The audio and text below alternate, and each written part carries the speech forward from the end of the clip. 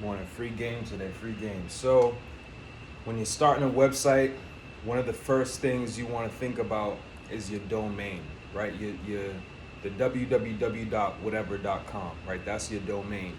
And the best way to think about your domain is your domain's like your street address.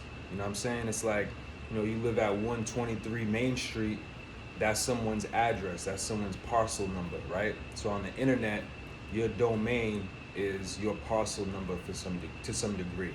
So when we're thinking about domains, right, for your website, two things to think about. Where do you actually get your domain from, and what should your domain be as far as the words that you have in your domain and the amount of words you want in your domain. So where to get it? So a couple places to go get it. GoDaddy. I'm sure you guys have all learned or heard of GoDaddy, seen the GoDaddy commercials over the years, this, that, and the third. So with GoDaddy, you can definitely go there, get your domain. If it's not a domain name that is high in value or rich in value, you could probably get your domain for around like $12 a year or something like that. Most domains I buy are around like 12 bucks, 20 bucks a year, in between that range. If you were trying to buy a domain with an existing name, they're gonna fetch some value. But nonetheless, you can go to GoDaddy, copy a domain, 12 bucks, get you rocking. One pro tip, you might want to pay the additional 11, 12 bucks or so for the domain privacy, and that just keeps your name private for anybody who's looking at your domain authorization settings. So that's just kind of one pro tip to keep in mind. Another domain broker that I buy from, or domain provider rather, is Bluehost.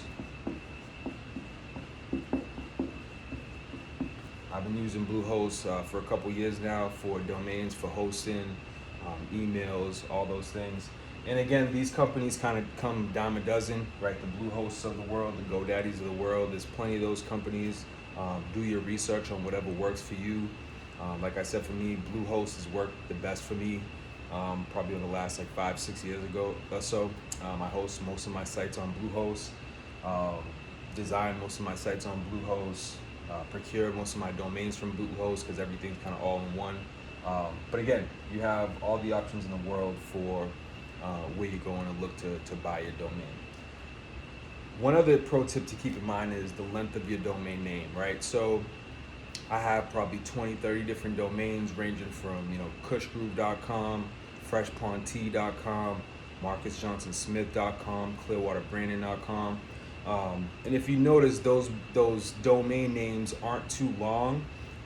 They aren't too much to bite on. I guess that's the best way to say it. So when you think about your domain, just consider it should be something short, something sweet, a name that people are gonna remember, right? I got a friend of mine who has this health company. The health company, you know who you are. You know who you are. The health company name is about 20 words or 20 letters rather, and I'm just like, yo, you gotta find another domain. You know what I'm saying? That's just too long. It's too long to write. It's too long to remember. It's too long of a domain name to type into your browser. So again, when you're considering domain names, try to keep it short and sweet. You know what I'm saying? So these are the tips I got for today.